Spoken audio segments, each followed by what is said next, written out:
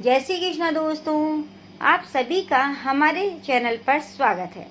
आज की रोचक कथा का शीर्षक है अभिमन्यु के अल्पायु का रहस्य कि अभिमन्यु इतनी अल्पायु में ही कैसे खत्म हो गए।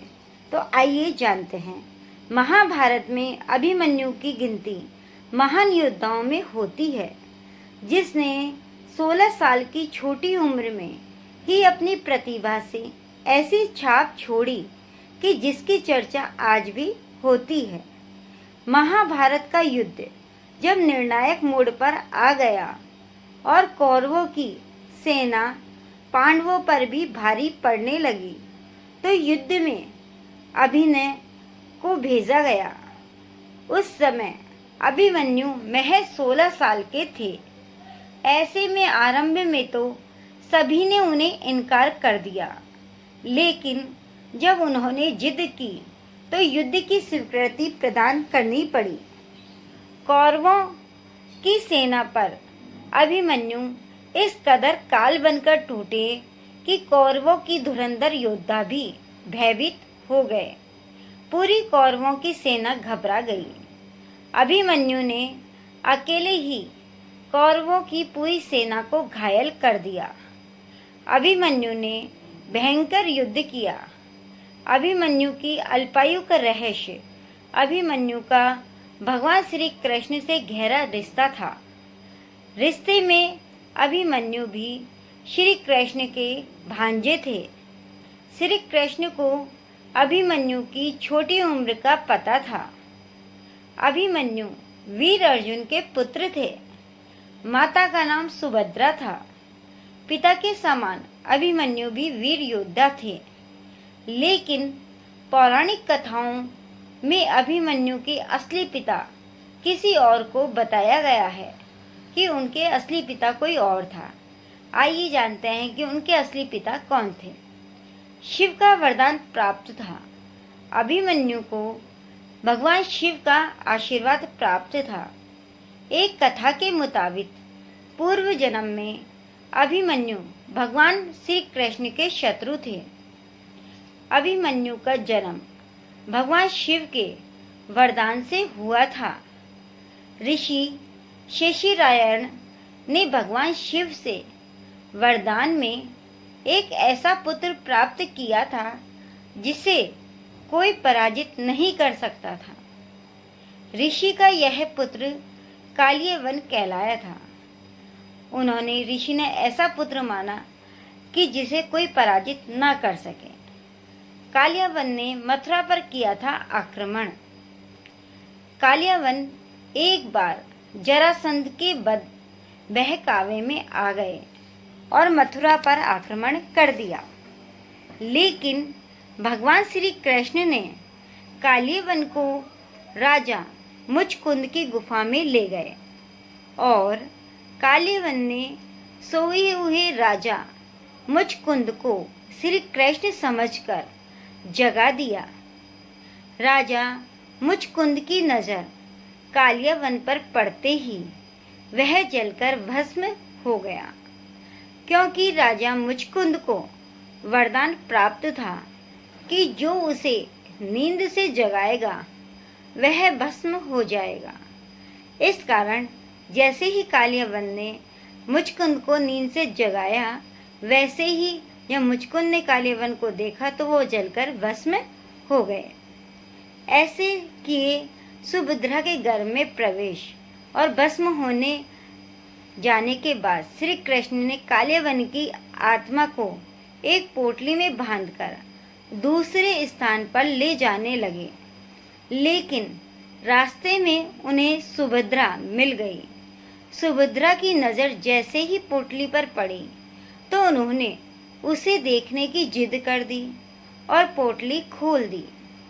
पोटली को खोलते ही कालियवन की आत्मा सुभद्रा के गर्भ में प्रवेश कर गई।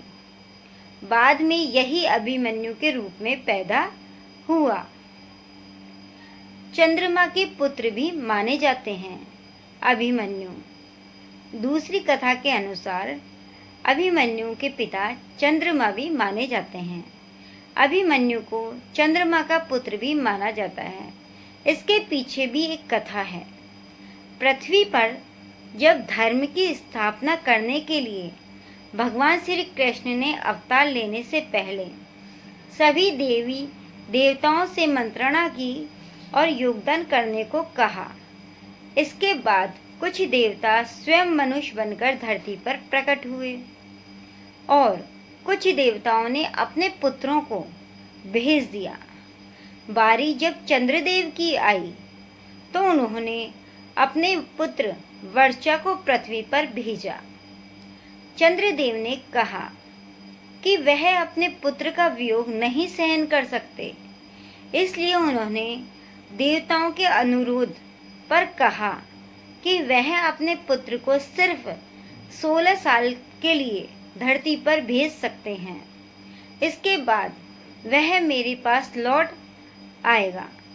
बाद में चंद्रदेव का ही यही पुत्र अभिमन्यु कहलाया और इसी कारण से अभिमन्यु की मृत्यु 16 साल की उम्र में ही हो गई।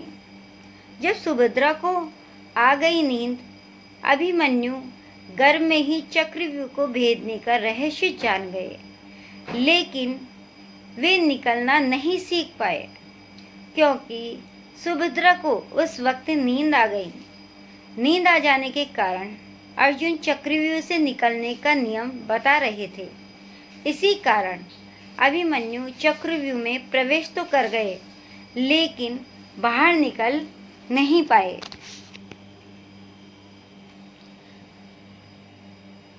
इसलिए हुई अभिमन्यु की मृत्यु। आइए जानते हैं कि अभिमन्यु की मृत्यु कैसे हुई, क्योंकि वे चक्रव्यूह में प्रवेश करना तो जानते थे, लेकिन बाहर निकलना नहीं जानते थे। द्वापर युग में दुष्टों का विनाश करने के लिए भगवान विष्णु श्री कृष्ण के रूप में अवतार लेने वाले थे। तब ब्रह्मा जी ने सभी देवताओं को भी यह आदेश दिया कि भगवान श्री कृष्ण की सहायता के लिए वह सभी पृथ्वी पर अंशावतार ले या अपने पुत्रों को जन्म दें। ऐसा उन्होंने कहा। जब चंद्रमा ने सुना कि उनके पुत्र वर्चा को भी पृथ्वी पर जन्म लेने का आदेश मिला है, तो उन्होंने ब्रह्मा के उस आदेश को मानने से इनकार कर दिया।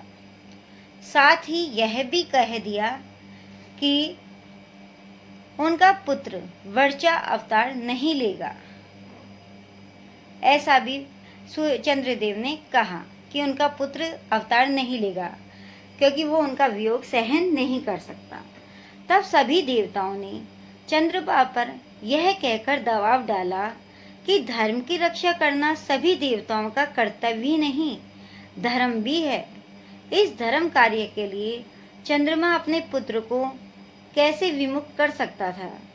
देवताओं के दबाव डालने पर चंद्रमा विवश हो गए, लेकिन उन्होंने देवताओं के सामने शर्त रखी कि उनका पुत्र ज्यादा समय तक पृथ्वी पर नहीं रहेगा। साथ ही भगवान श्री कृष्ण के मित्र देवराज इंद्र के पुत्र अर्जुन के पुत्र अभिमन्यु के रूप में जन्म लेगा। देवता उनकी बात मान गए। चंद्रदेव ने यह 2 शर्त देवताओं के सामने रखी। तब चंद्रमा ने ये भी कहा कि वर्चा श्री कृष्ण और अर्जुन की अनुपस्थिति में अकेला ही अपना पराक्रम दिखाता हुआ वीर गति को प्राप्त करेगा। इससे तीनों लोकों में उसके पराक्रम की चर्चा होगी और वर्चा का पुत्र ही कुरुवंश का उत्तराधिकारी बनेगा।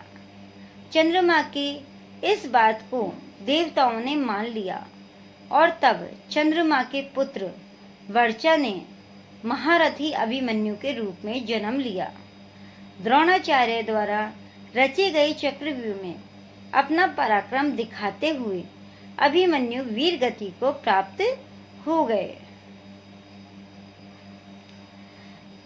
जिससे कि उनका नाम पूरे संसार में और ब्रह्मांड में रोशन हो गया और वो वीर गति को प्राप्त करके उन्होंने अपने नाम को बढ़ा दिया दोस्तों यह कथा थी अभिमन्यु के अल्पायु होने का रहस्य।